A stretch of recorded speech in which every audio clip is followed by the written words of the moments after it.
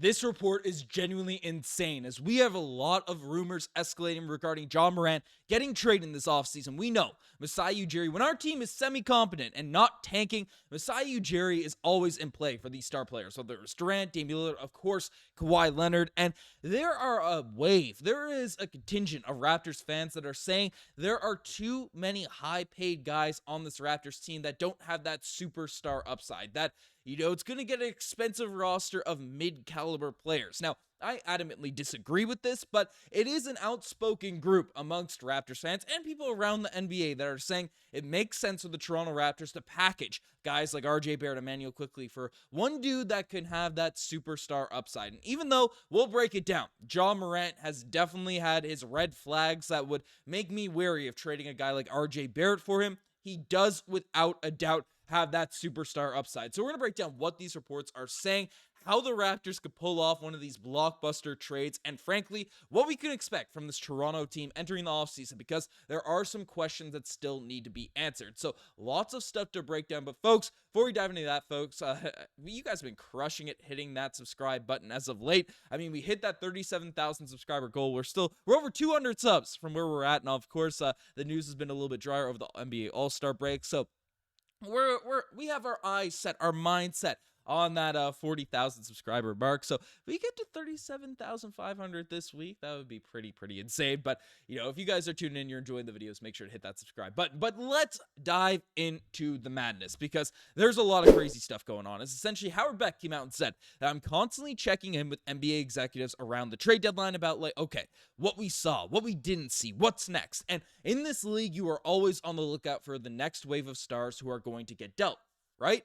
And somebody out of the blue said, keep an eye on Ja Morant this summer. I'm just saying it's one of those things I'm kind of keeping an eye on, as if the Grizzlies were to flame out early in the NBA playoffs. So this is a very interesting name to get thrown out there, because Ja Morant is a player that has certainly had his off-the-court issues, have dealt with injuries, all of those types of things. But there's no debating that he has that superstar upside. And this season, you might look at the stats and be like, Ben, you're crazy for saying that. 21 points per game, 4 rebounds, 7 assists.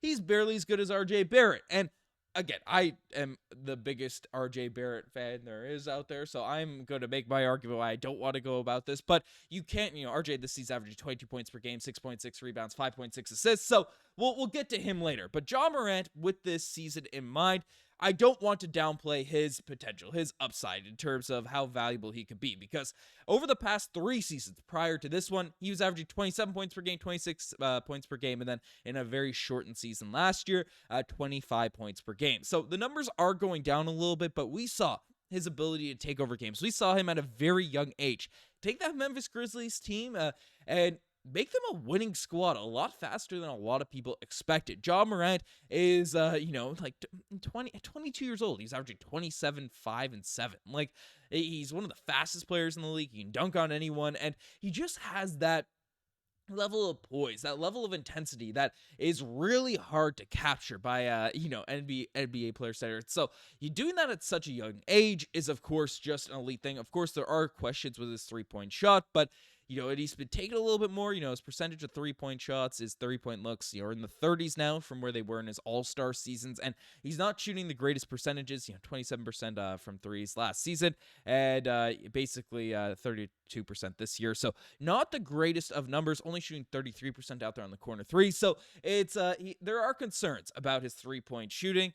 But even during a down year, his impact is being felt because he returned to the lineup, and frankly, the Grizzlies are 36-18. Now, a product of that might be how good the Grizzlies roster is. Jaren Jackson Jr. was an all-star this year. Desmond Bane's out here on this team. They have a lot of guys that are effective basketball players out there on this squad. And if Ja Morant and this team has an early flame out, they might be looking at Ja. Oh, he's regressing.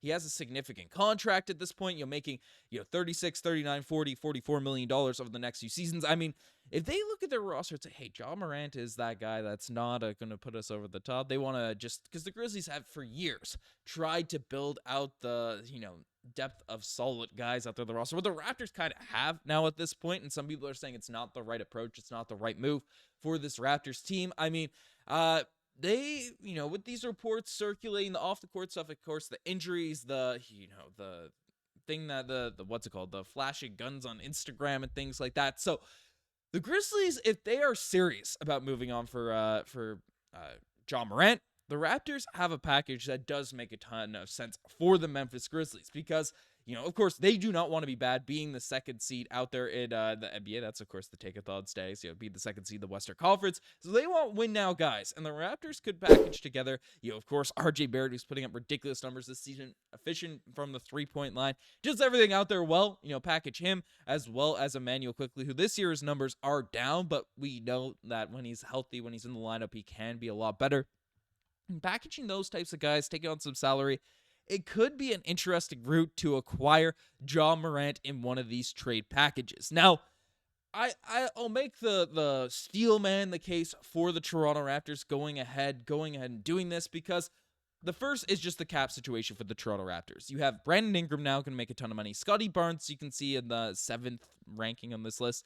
The big contract is coming in next year. And then you have Immanuel Quickley with a sizable contract for years. RJ Barrett making a ton of money for the next couple of seasons, even though I think that's a bargain for RJ Barrett. But essentially, you look at this lineup and you say, hey, next season, going into it, and we're not sure who we're going to get out there in the NBA draft, but Cooper Flagg is a guy that is on the radar, a player of that caliber out there on the wings, but we know Scottie Barnes is going to be starting, we know Brandon Ingram is going to be starting, we know Jakob Poeltl is going to be out there in the starting lineup, and then you have whatever we're getting, so that's 3 guys out there in the starting lineup.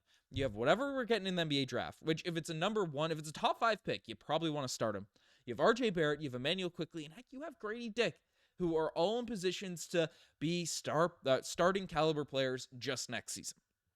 So, especially where IQ and RJ Barrett are fairly expensive, there's been a lot of people. I've seen Trae Young out there on Twitter being brought up, but saying, hey, why don't we package IQ and RJ Barrett for one of those elite level, those superstar upside level guards out there in the NBA, those year in, year out all-star caliber players. And I get the logic. I get the thought process. I get behind it because you think of a lineup where Masai Ujiri could go out there and field Ja Morant alongside Scottie Barnes, Brandon Ingram, of course, Jakob Poeltl out there at our center position.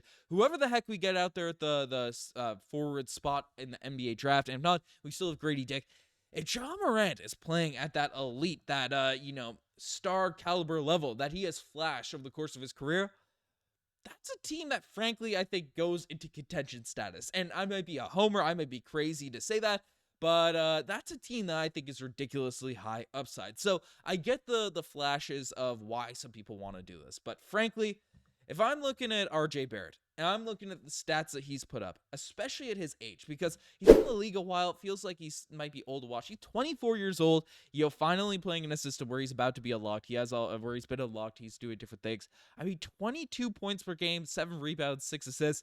For a guy that's 22 years old, it's Canadian, that wants to be here, I'm not that eager to give up on him. Frankly, I think he can have that all-star upside, that mentality. He's been our most consistent player this year. I do not want to give up on RJ Barrett. I don't think he should be the guy we're all talking about as an odd man out here in these lineups. So, as appetizing as that sort of lineup with Ja Morant is, and of course, just giving off trade value and stuff, it feels like the Raptors would have to attach different assets to make this thing happen. I'm not that eager. I'm not that keen on trading away RJ Barrett until we get a couple seasons, especially where RJ's just on such a good contract. Only $27 million, $29 million over the next couple seasons for a guy that's averaging 22, 6, and 7. Like, why on earth would you want to be eager to give up on that before we get to really see what we have? So, I'm not that keen on making this move, making a big flashy deal with RJ Barrett inside of it here right now, but I know if this opportunity arises, there's a lot of people that would disagree with me. So let me know what you guys think about all this in the comment section down below. You guys have the best thing as far. Subscribe to the channel if you guys haven't already. Anyways, I'm signing out. Cheers.